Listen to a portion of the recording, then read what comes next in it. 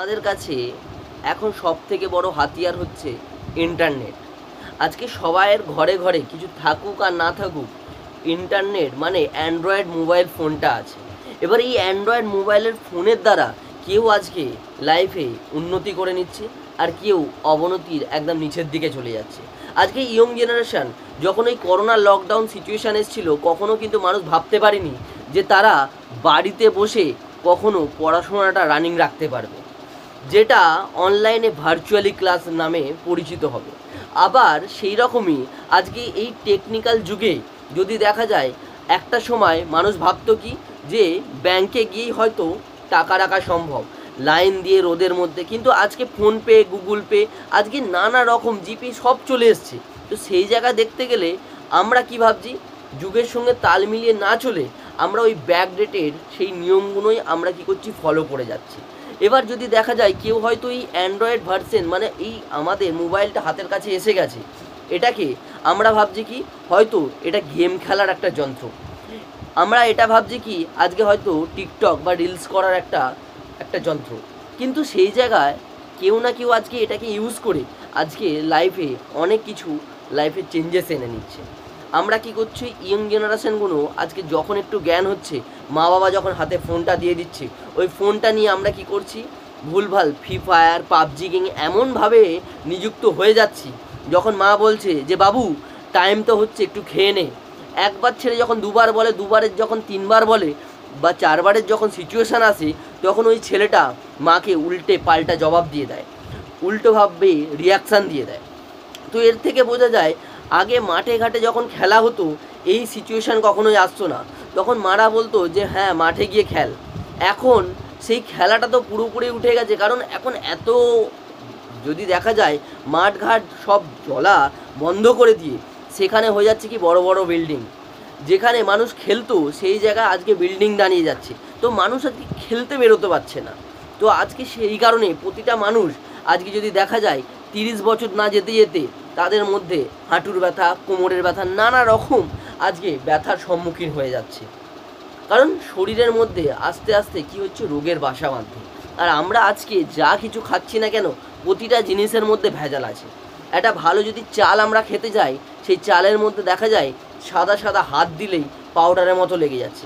এটা অ্যালবেস্ট একটা শিট দিয়ে এমনভাবে ঘষে পলিশ করছে যাতে চালটা চকচকে দেখা যায়। কিন্তু ওই চালটা যখন আমরা বাজারে গিয়ে কিনতে যাচ্ছি, ওই চকচকে চালটাই নিয়ে আসছি। এবার এসে ওইটা যখন আমরা খাচ্ছি, এবার আমাদের শরীরের মধ্যে নানা রকম রোগের সৃষ্টি হচ্ছে। আমরা জানতে বা অজান্তে আমরা কি করছি, ভুলভাল ওই জিনিসগুলোকে সেবন করছি। যদি দেখা যায় আজকে যে চাটা আমরা সকালবেলা উঠে খাই, ভালো করে বুঝে দেখবে আজকে একটা পাখিকে, কোনো ছাগল, গরু, যাকেই হোক না কেন, আজকে তুমি ওই চাটা খেতে দাও, ওরা কিন্তু ওই চাটা খাবে না। পাখিকে যদি তুমি চাটা সামনে মুখের সামনে ধরো, ও কখনো খাবে না, কিন্তু জল খেয়ে নেবে, দুধ খেয়ে নেবে, কিন্তু চা খাবে না। কিন্তু মানুষ হচ্ছে এমন একটা প্রাণী, সে সকালবেলা ওঠার পরে চা ছাড়া নাকি তার চলে না। এই চাটা যে কতটা ভয়ঙ্করভাবে মানুষের শরীরে ক্ষতি করে সেটা কেউ জানে না। কিন্তু আজকে কোটি কোটি টাকা এই চায়ের ওপর থেকে কিন্তু টার্নওভার হয়। আজকে যদি দেখা যায় এই প্রফুল্ল বিল্লোর, এও কি করেছে, এই চা থেকেই কিন্তু বিজনেসটা শুরু করেছে, MBA চায়ওয়ালা। আজকে যদি দেখা যায় আজকে ডলি, আজকে সেও কিন্তু এই চা নিয়েই আজকে ব্যবসাটা করে নিজেকে আজকে মিলিনিয়ার বানিয়ে নিয়েছে। যদি দেখা যায় আমাদের সামনে যদি একটা কুকুর সে আছে, তার সামনে জল দাও, দুধ দাও, সে কিন্তু খেয়ে নেবে, কিন্তু চা তৈরি করে তার মুখের সামনে ধরো, ও শুঁকে ওটাকে সাইডে সরে যাবে, খাবে না। আর আমরা কি করছি, আমরা প্রতিনিয়ত এই চায়ের ওপরেই ভরসা করে সকাল থেকে একদম রাত অবধি আমাদের এই চাটা কি করে, আমাদের খিদেটাকে পুরোপুরি হ্রাস করে দেয়, মানে বিনাশ করে দেয়। তুমি বিশাল খিদে পেয়েছে, 1 কাপ চা খেয়ে নাও, দেখবে তোমার আর খিদে লাগবে না, কারণ শরীরের মধ্যে তোমার খিদেটা পুরো মেরে দিচ্ছে। আমরা যখন এবার বাজারে যাই, বাজারে গিয়ে ভালোভাবে ফ্রেশ যেটা বেগুন আছে, যেটা ফ্রেশ জিনিস আছে একদম সবুজ তরতাজা, সেটাকে আমরা কিনতে যাই। কিন্তু একটা গ্রামে সার্ভে যখন করতে যায় কিছু এগ্রিকালচারের আজকে টপাররা, তারা ওখানে জিজ্ঞাসা করছে চাষি ভাইকে যে আপনারা এই কানা বেগুনগুলো ফেলে না দিয়ে নিজের ঘরের জন্য খাওয়ার জন্য কেন নিয়ে যাচ্ছেন। বলে এটা এই কারণেই নিয়ে যাচ্ছি, কারণ আমরা এই ফ্রেশ বেগুন কখনোই খাই না। কারণ আমরা নিজেরাও জানি যে এর মধ্যে কতটা কীটনাশক মারা হয়, কতটা সার দেওয়া হয়। সেই কারণেই এই বেগুনগুলো এত ফ্রেশ হচ্ছে, এর মধ্যে পোকা লাগছে না। আর যার মধ্যে পোকা লেগে আছে মানে এটা পুরোপুরি ফ্রেশ আছে, পোকাটা সেই কারণে ওর মধ্যে ঢুকতে পারছে। আর আমরা সাধারণ মানুষ কি করছি, বাজারে গিয়ে ওই কানা বেগুন যদি হাতের সামনে চলে আসে এটাকে আগে সাইড করে দিই, যে এটাকে আমরা খেলে চলবে না। আমরা কি করছি, ওটা সাইডে রেখে ওই ফ্রেশ বেগুনটা নিচ্ছি, কারণ এটাকে ভর্তা খেতে হবে বা এটাকে আমাকে বেগুনি করতে হবে, আমাকে এটা সবজিটা কোনো চচ্চড়ির জন্য নিতে হবে। তো আমরা এইটা ভেবে আমরা কি করছি, আমরা ওই জিনিসটাকে সাইডে রেখে দিয়ে ফ্রেশ বেগুনটাকেই নিচ্ছি। কিন্তু চাষি ভাই সে কিন্তু জানে যে এই জিনিসটার মধ্যে কতটা সার আছে, কতটা কীটনাশক আমরা মেরেছি, এটা খেলে আমাদের শরীরে কতটা ক্ষতি করতে পারে, সে কিন্তু ওটা কখনোই খাচ্ছে না। আর আমরা সাধারণ মানুষ কি করছি, ওই জিনিসটাকেই যাচ্ছি খাওয়ার জন্য। আজকে যদি দেখা যায়, আজকে ওই আমরা যখন পটলগুলোকে নিয়ে আসছি, এই পটলের মধ্যে আমরা তরতাজা পটলগুলো দেখছি যেগুলো একটু সাদা হয়ে আছে, ফ্যাকাশে হয়ে আছে, ওটার মধ্যে হাত পর্যন্ত দিচ্ছি না। কিন্তু এই পটলের মধ্যে যদি দেখা যায় এমন একটা সার প্রয়োগ করছে বা এমন একটা রং প্রয়োগ করছে যেটা খেলে আমাদের শরীরের মধ্যে বিশাল লেভেলের ক্ষতি হতে পারে। আর আমরা কি করছি, ওই সাদা ফ্যাকাশে পটলটা নিচ্ছি না, আমরা করছি কি, ওই তরতাজা সবুজ পটলটা নিতে যাচ্ছি, আর যেটা আমাদের শরীরে প্রতিনিয়ত ক্ষতি একটু একটু করে যাচ্ছে। WHO রিপোর্ট বলছে 2030 সালের মধ্যে এই ক্যান্সার এমন একটা রোগ যেটা প্রতিটা ঘরে ঘরে প্রতিটা পার্সনের একটা করে হলেও হবে। কারণ এই ক্যান্সারটা হচ্ছে মানুষের পুষ্টির অভাবে হয়ে থাকতো। আমরা যা কিছুই খাচ্ছি না কেন প্রতিটা জিনিসের মধ্যে ভেজাল লুকিয়ে আছে। আজকে চা বলো, আজকে চাল বলো, আজকে যা কিছু এভরিথিং প্রতিটা জিনিসের মধ্যেই ভেজাল আছে। সেই কারণে মানুষ আজকে একটা সময় বাঁচত 100 বছর, 110 বছর, সেই জায়গাটা মানুষের গড় আয়ু এসে দাঁড়িয়েছে মিনিমাম 60 থেকে 70 বছর, তবুও অত বছর বাঁচছে না। কারণ করোনার লকডাউন সিচুয়েশানে ঋষি কাপুরের মতো মানুষ যে ক্যান্সারের মতো রোগে আক্রান্ত হয়ে সে মারা গেছে। আজকে যদি দেখা যায় এই মানুষটার কি টাকার অভাব ছিল, এই মানুষটা কি ইনকাম করতো না? আজকে যদি দেখা যায় আজকে ওর ছেলে রণবীর কাপুর সে একটা বড় স্টার, ওর নিজেও একটা বড় স্টার ছিল, তার উপরে ওর ওয়াইফও একটা স্টার। তো সেই জায়গায় আজকে কোটি টাকার উপরে বসে নিজের শরীরকে ধরে রাখতে পারেনি, ক্যান্সারের মতো রোগ তাকে কিন্তু শেষ করে দিয়েছে 58 বছর বয়সে। তাহলে আমরা সাধারণ মানুষ আমরা কি করছি, আমরা ওই ভুলভাল জিনিসগুলোকে আমরা প্রতিনিয়ত খেতে থাকছি। আমাদের শরীরটা একটা যন্ত্রের মতো, একে যেমনভাবে তুমি চালনা করবে, কারণ শরীরের নাম হচ্ছে মহাশয়, তুমি যেমনভাবে শোয়াবে এ তেমনভাবে সইবে। তুমি যদি গরমের সময় ঠান্ডা দাও, সে দেখবে ঠান্ডাকে একটু হলেও ক্যাচ করে নিতে পারবে। আবার শীতের সময় তুমি গরম দাও, সেও কিন্তু ক্যাচ করে নেয়। এবার আমরা কি করছি, এই জিনিসটাকে এমন এমন জিনিস খাওয়াচ্ছি শরীরের মধ্যে লিভারে যাচ্ছে, লিভারটা আর নিতে পারছে না। আমরা কি করছি, বিরিয়ানি লাভার হয়ে গিয়ে ওই কোনো না কোনোভাবে আমেরিকান দাদার বিরিয়ানি খেতে চলে যাচ্ছি, কোনো সময় হয়তো দেখা যাচ্ছে আজকে হাবড়াতে বাচ্চার বিরিয়ানি খেতে চলে যাচ্ছি, হয়তো দেখা যাচ্ছে ব্যারাকপুরে দাদা বৌদির বিরিয়ানি খেতে চলে যাচ্ছি। কারণ এই বিরিয়ানিটা আমাদের মুখের স্বাদ এত ভালোভাবে বাড়িয়ে দিয়েছে, আমরা বুঝতে পারছি না এটা আমাদের শরীরের মধ্যে কতটা এফেক্ট পড়ছে। কিন্তু আমরা যদি ঘরেতে ভালোভাবে ঝোল করে সেই ঝোলটা আমরা খাচ্ছি না, কারণ এটা আমাদের মুখে লাগছে না।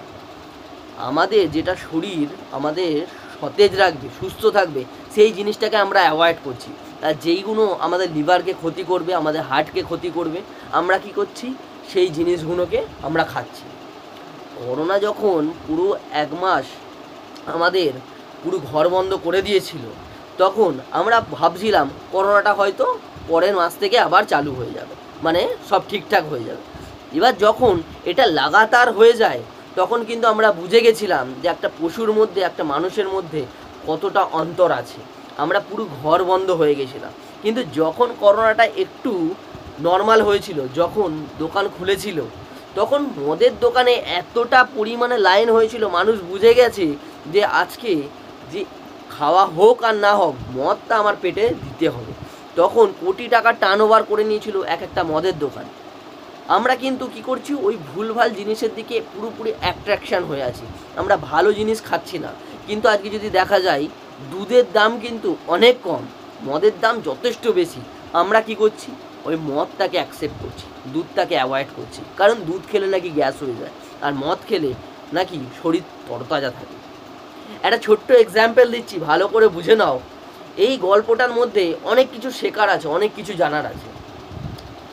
একটা পরিবার ছিল, পরিবারের মধ্যে হাজব্যান্ড আর ওয়াইফ তখন কথা বলছে, কথা বলতে বলতে তখন বলছে যে তোমার বিশাল কাশি হচ্ছে, চলো ডাক্তারের কাছে যাই। এবার ডাক্তার বলছে যে আপনার এত কাশি হচ্ছে, এর থেকে বোঝা যাচ্ছে যে আপনি হয়তো অনেক কিছু ভুলভাল জিনিস খান। তখন ওয়াইফ তার পাশ থেকে বলে, হ্যাঁ ডাক্তারবাবু, এ পার ডে খারাপ হলেও একটু হলেও নেশাভান করে আসে, আর যখন অকেশান থাকে বা সানডে থাকে সে আরও ঘরেতে এসে নেশাভানটা বেশি লেভেলের করে, সেই কারণে হয়তো এই লিভারে কোনো না কোনো রকমভাবে প্রবলেম দেখা দিয়েছে। ডাক্তারবাবু তখন ওই মানুষটাকে বোঝানোর জন্য একটা কি করে, মদের বোতল নিয়ে আসে আর একটা জলের বোতল নিয়ে আসে, দুটো একটা টেবিলের ওপরে রাখে আর সামনে দুটো কাঁচের গ্লাসও রাখে, একটা মদের বোতল একটা জলের বোতল, আর টেবিলের ওপরে দুখানা স্বচ্ছ কাঁচের গ্লাস রাখে। একটাতে জল ঢালা হয় আর একটা গ্লাসে মদ রাখা হয়, একটা গ্লাসে মদ আর একটা গ্লাসে জল। এবার যখন দুটোর মধ্যে রাখা হয়, এবার একজনকে বলে যে দুখানা কেঁচো নিয়ে আসো। যখন ওই কেঁচোটা নিয়ে আসে, একটা কেঁচোকে ফেলে দেয় জলের গ্লাসে আর একটা কেঁচোকে ফেলে দেওয়া হয় ওই মদের গ্লাসে। এবার মিনিমাম 2 থেকে 3 মিনিট যাওয়ার পর ওখানে দেখা যায় জলের গ্লাসে যে কেঁচোটা ছিল সেই কেঁচোটা এখনও পর্যন্ত বেঁচে আছে, আর মদের গ্লাসে যে কেঁচোটা ছিল সেই কেঁচোটা পুরোপুরি মারা গেছে। এবার ডাক্তারবাবু তখন ওই পার্সনটাকে জিজ্ঞাসা করে যে এর থেকে তুমি কি বুঝলে? বলে ডাক্তারবাবু সব বুঝে গেছি। বলছে কি বুঝেছো সেটা তো বলো। বলে হ্যাঁ ডাক্তারবাবু সব বুঝে গেছি। বলছে কি বুঝেছো সেটা তো বলো। যে ডাক্তারবাবু এই যে আপনি এক্সাম্পলটা দেখালেন, এর থেকে আমি বুঝেছি যে এবার থেকে মদ খাওয়ার পরিমাণটা আরও বাড়াতে হবে। বলে কেন, তুমি এতক্ষণ ধরে এই বুঝলে? বলে হ্যাঁ, মদ খেলে শরীরের মধ্যে যত পোকামাকড় জন্মাচ্ছে সব মারা যাবে। তো এর থেকে কিছু কিছু মানুষ আছে ঘাট টেরা হয়ে থাকে, তুমি যতই ওকে ভালো জিনিস বলো না কেন, ও প্রতিনিয়ত কি করবে, ওই ভুলভাল জিনিসগুলোকেই অ্যাকসেপ্ট করবে, ভুলভাল সঙ্গ জিনিসটাকেই ও বারবার ধরে এগিয়ে যাবে। তো আমাকে জীবনে একটা জিনিস বুঝতে হবে, উন্নতি যদি করতে হয় ভুল সঙ্গকে তোমাকে ছাড়তে হবে, তোমাকে সঠিক রাস্তাকে চুজ করতে হবে। তো তার জন্য অনেক মানুষ আছে তোমাকে ভুলভাল কথা বলবে, ভুলভাল বোঝাবে। তো সেই জায়গায় তোমার রাস্তাটা তোমাকে নিজেকে বেছে নিতে হবে, কারণ পাগলও নিজের ভালোটা বোঝে। পাগলকে একটা গন্ধ খাবার দাও, সেই পাগল কিন্তু খাবে না, ছুঁড়ে সেটাকে ফেলে দেবে। আর আমরা সাধারণ মানুষ কি করছি, আমরা না জেনে বুঝে ওই ভুলভাল জিনিসটা আমরা বারবার ধরে করতে যাচ্ছি। আর কেউ কেউ মানুষ আছে সেই জিনিসটা জানা বোঝার পরেও সেই জিনিসটাকে অ্যাকসেপ্ট করে। আমরা জানি সিগারেট খাওয়া স্বাস্থ্যের পক্ষে কতটা ক্ষতিকারক। ওর যে প্যাকেটটা আছে প্যাকেটার মধ্যে বড় বড় করে একটা ছবিও দেওয়া আছে যে কতটা ভয়ানক, এটা ক্যান্সারের মতো রোগ আসতে পারে সিগারেটটা খেলে। আজকে মদ খেলে কতটা ভয়াবহ লিভারের প্রবলেম হতে পারে, আমরা সব জেনে বুঝেই অনেকে কি করে ওই সিগারেটটা খায়।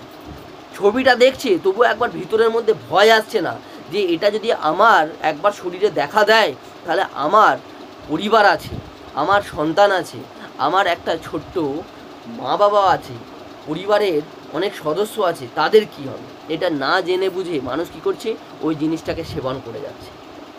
তো এখনও সময় আছে, যুগের সঙ্গে আমাকে যদি তাল মিলিয়ে চলতে হয়, শরীরকে যদি সুস্থ রাখতে হয়, এই ছোট্ট ছোট্ট ভুলগুলোকে আমাকে নিজেকে ধরতে হবে। কারণ নিজের ভুল নিজে ছাড়া কেউ কখনো বারবার ধরে ধরিয়ে দিলে তখন তার উপরে দেখবে রাগ চলে আসবে, ক্ষোভ চলে আসবে। নিজের ভুল যদি নিজে একবার ধরে নাও তাহলে দেখবে এখান থেকে অনেক কিছু তুমি শিখতে পারবে, অনেক কিছু জানতে পারবে। তো যাই হোক, ভালোভাবে নিজেরা নিজের পরিবর্তনটা একটু একটু করে করো, তাহলে জীবনটা অনেক সুন্দর হবে।